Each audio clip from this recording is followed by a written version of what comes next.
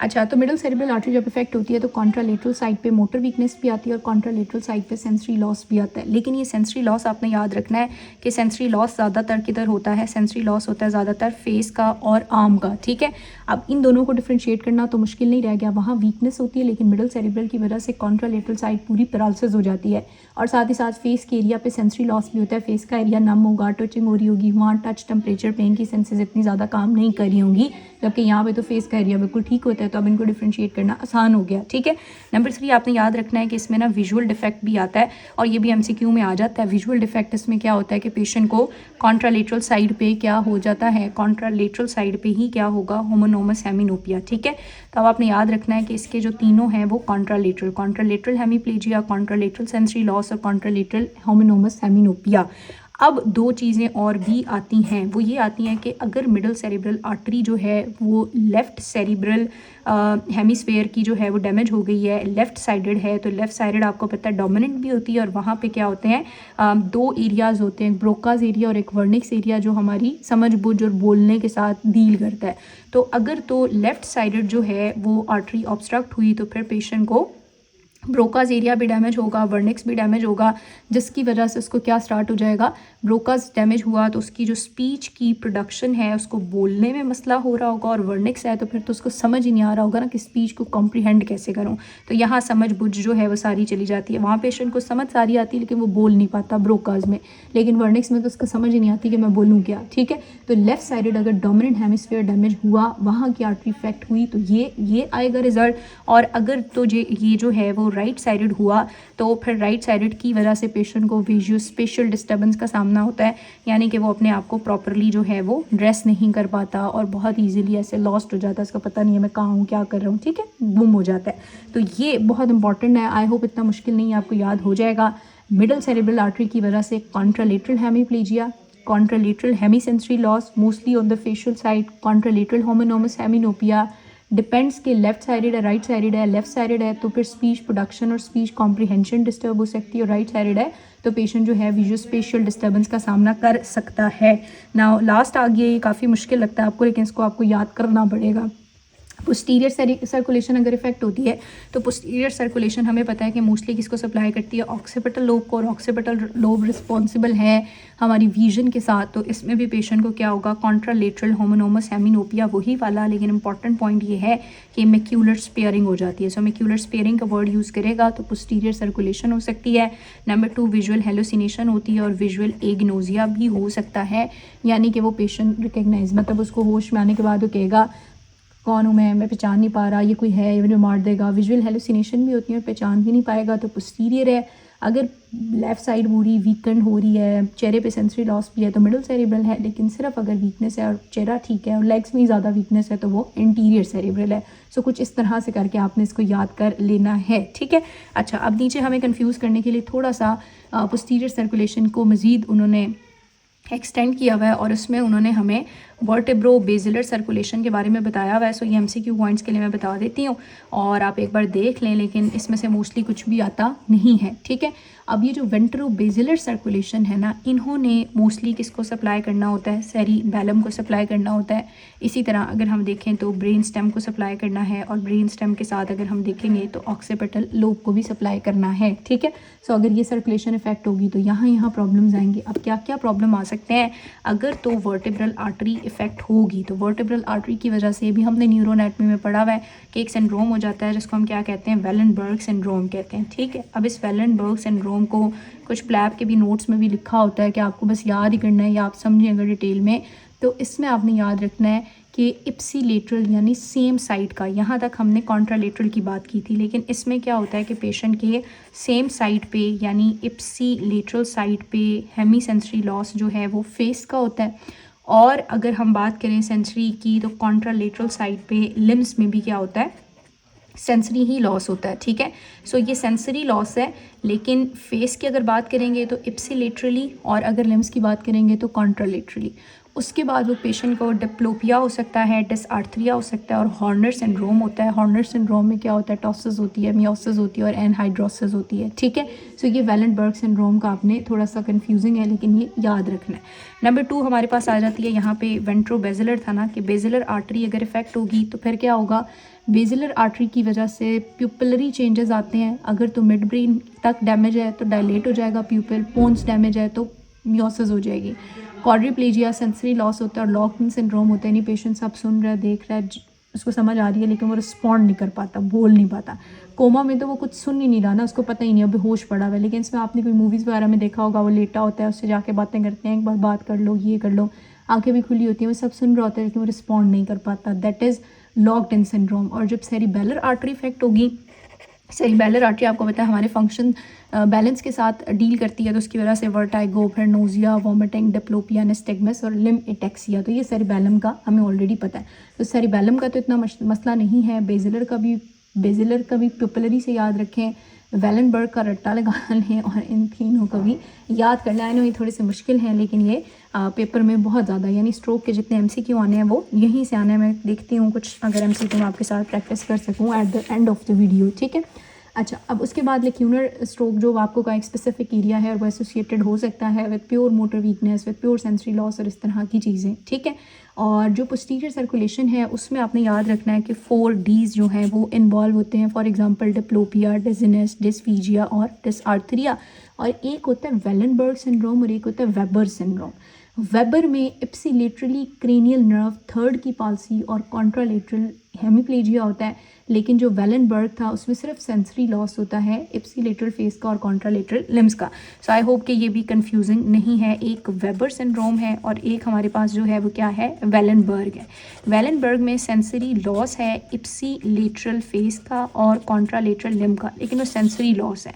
अगर हम वेबर्स की बात करेंगे तो इसमें क्रेनियल थर्ड नर्व पॉल्सी है और ये जो क्रेनियल थर्ड नर्व पॉल्सी है ये इप्सिलेटरल साइड पे यानी सेंसरी लॉस करेगी और कॉन्ट्रालेटरल साइड पे हेमिप्लेजिया यानी मोटर लॉस भी होता है। तो वेबर में सेंसरी और मोटर दोनों हैं और वेलेनबर्ग में सिर्फ सेंसरी लॉस होता है। So this is all about the clinical features of stroke. Confusing थे, मुश्किल थे, आई नो, बट थे। अब इंपॉर्टेंट चीज़ जो आपकी मेडिसिन के लिहाज से पेपर में सिनेरियो में आती हैं वो आपसे इन्वेस्टिगेशन और ट्रीटमेंट पूछते हैं।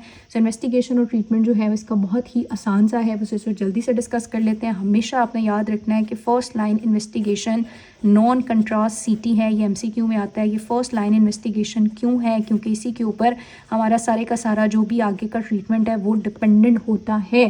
क्यों CT स्कैन जो है वो बहुत इंपॉर्टेंट है, क्योंकि ये CT स्कैन जो है वो हमें डिफ्रेंशिएट करेगा कि जो स्ट्रोक है वो क्या इस्कीमिक स्ट्रोक है या हेमरेजिक स्ट्रोक है, और इसी के ऊपर तो हमारी सारी मैनेजमेंट पे डिपेंड करती है, ठीक है। अब बात ये आपने याद रखनी है कि जो CT स्कैन है वो इस्कीमिक चेंजेस तो नहीं देख सकता लेकिन हेमरेज को डिटेक्ट करने में बहुत ज़्यादा फास्ट होता है। तो जब हम CT स्कैन करेंगे और हमें वहाँ पे कोई भी हेमरेज और ब्लीडिंग नज़र नहीं आएगी तो इसका मतलब है कि ये इस्कीमिक हुआ, तो हम एक्सक्लूड करके डायग्नोसिस बना लेते हैं, इसमें कोई परेशानी की बात नहीं है, ठीक है। सो CT स्कैन की यही बातें याद रखनी है। फर्स्ट लाइन है डिफ्रेंशिएट करके बताता है और वो भी ब्लीडिंग को बड़ा जल्दी देख लेता है। नंबर 2 हमारे पास आ जाता है डिफ्यूजन वेट MRI। MRI जो है वो CT स्कैन से भी अच्छा है, ये इस्कीमिक चेंजेस भी देख लेता है, ब्लीडिंग भी देख लेता है, उससे जल्दी डिटेक्ट करने में हेल्प करता है भी बहुत ज़्यादा एक्यूरेट है। लेकिन मसला ये है कि एक तो ये कि ये हर जगह पे अवेलेबल नहीं होता और एक तो ये कि ये थोड़ा महंगा है, एक्सपेंसिव है, तो इसलिए मोस्टली हम फिर जो है वो CT स्कैन ही करते हैं। जाहिर सी बात है पेशेंट को वीकनेस है, कमज़ोरी है, बोलने में मसला हो रहा है, तो ब्रेन का इशू है, सो ब्रेन का इशू है तो हमने फ़ौरन क्या कर लिया, CT या MRI जो भी अवेलेबल है वैसे CT ही किया जाता है, ठीक है। अब मैंने आपको कहा कि इसकी आप इटियोलॉजी समझें, तो इटियोलॉजी मैंने आपको क्या कहा कि वेस्कुलर प्रॉब्लम है ना, ब्लड फ्लो का इशू है, तो ब्लड फ्लो के इशू को देखने के लिए मेरी जो सेकंड इन्वेस्टिगेशन होंगी वो क्या होंगी, वेस्कुलर इन्वेस्टिगेशंस होंगी ताकि मैं वेसल को देख सकूं। सो वेसल को देखने के लिए हम क्या स्टडीज़ करते हैं, गुड डुप्लेक्स अल्ट्रासाउंड करते हैं। सो नंबर 2 हम क्या करेंगे, डुप्लेक्स अल्ट्रासाउंड करेंगे कैरोटिड का, इसी तरह हम जो है मैग्नेटिक रेजोनेंस एंजियोग्राफी करेंगे और उसके अलावा हम CT एंजियोग्राफी, MRA और CTA भी कर सकते हैं, ठीक है। तीसरी बात हमने कहा कि एम्बोलाई जो हैं वो मोस्टली कहाँ से आ रहे होते हैं, हार्ट से आ रहे होते हैं। सो साथ में हार्ट का फंक्शन ठीक है या नहीं ये देखने के लिए हम ईसीजी और क्या कर लेंगे, एको कर लेंगे।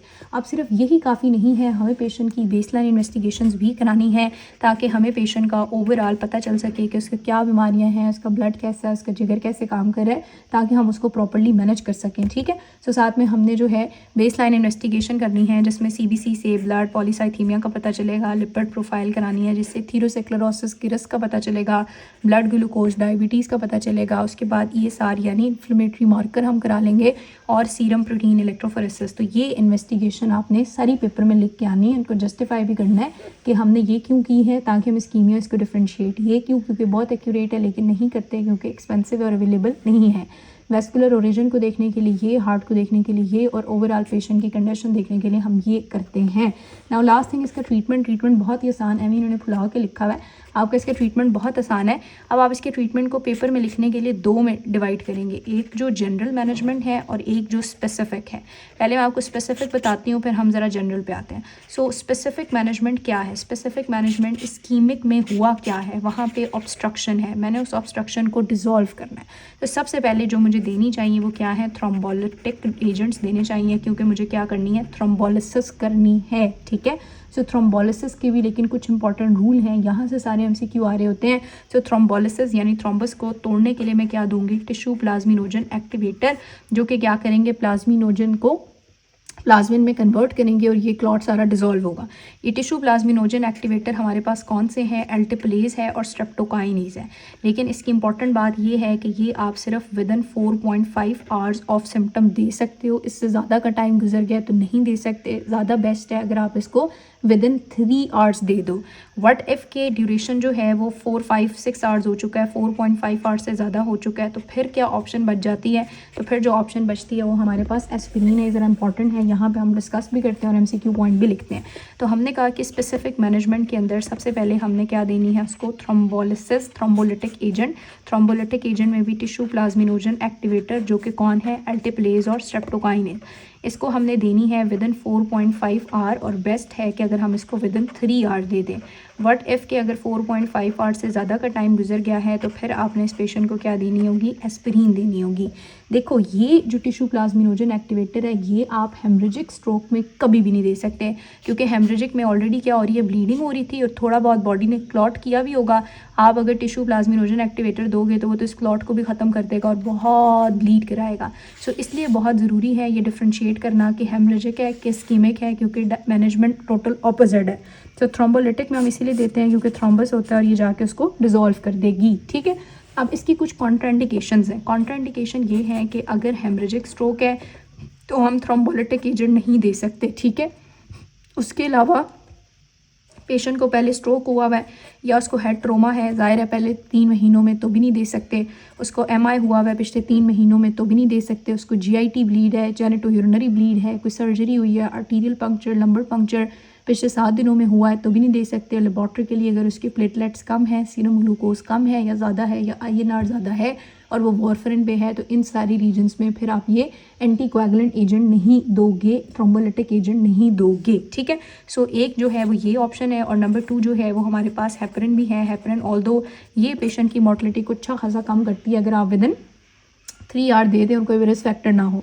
हेपरिन मोर्टलिटी को तो कम नहीं करती है लेकिन रिकरेंट इस्कीमिया और वीनस थ्रोम्बोएम्बोलिज्म के रिस्क को कम करती है, वायरल हेमरेज के रिस्क को बढ़ाती है। तो एक ये थेरेपी है थ्रोम्बोलिटिक। नंबर 2 हम इसको एंटी प्लेटलेट एजेंट्स देते रहते हैं ताकि दोबारा से ये थ्रोम्बस और ऑब्स्ट्रक्शन ना हो। एंटी प्लेटलेट्स में आपने जो देनी होती है वो क्या देनी है पेशेंट को, एस्पिरिन। ठीक है, डोज आपको पता होनी चाहिए, पहले 300 mg then 75 mg for life उसको लेनी पड़ती है।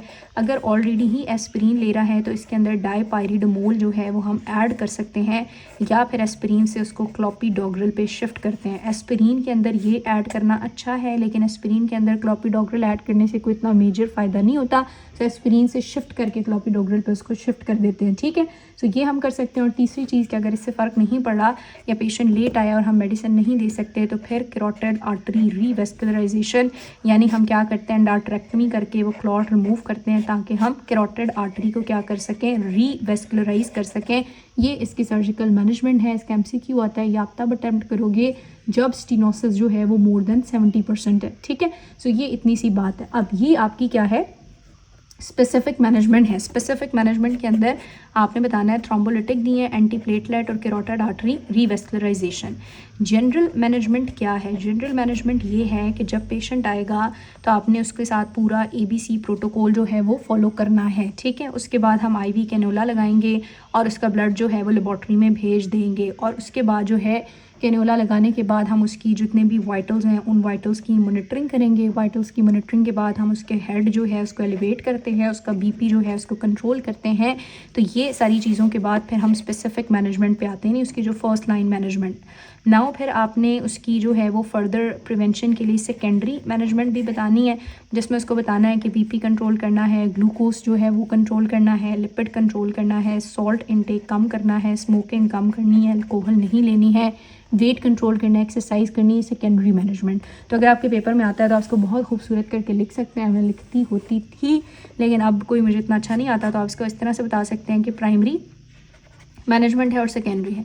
प्राइमरी में फिर आगे जनरल और स्पेसिफिक है। सो जनरल के अंदर ABC वाला सारा protocol, IV cannula, fluid, vital monitoring, head elevation, blah blah blah, ठीक है। आप नोटिफाई करो स्ट्रोक टीम को, इन्वेस्टिगेशन, फिजिकल एग्जामिनेशन करो, BP को मैनेज करो। स्पेसिफिक में फिर थ्रोम्बोलिटिक, और ये साइड वाइज हो रही होती है, ऐसे नहीं है कि पेशेंट को एडमिट करके 4 घंटे छोड़ दो, ये विदिन 5 मिनट करने वाला काम है ये सारा, और फिर हम स्पेसिफिक पे मूव करते हैं।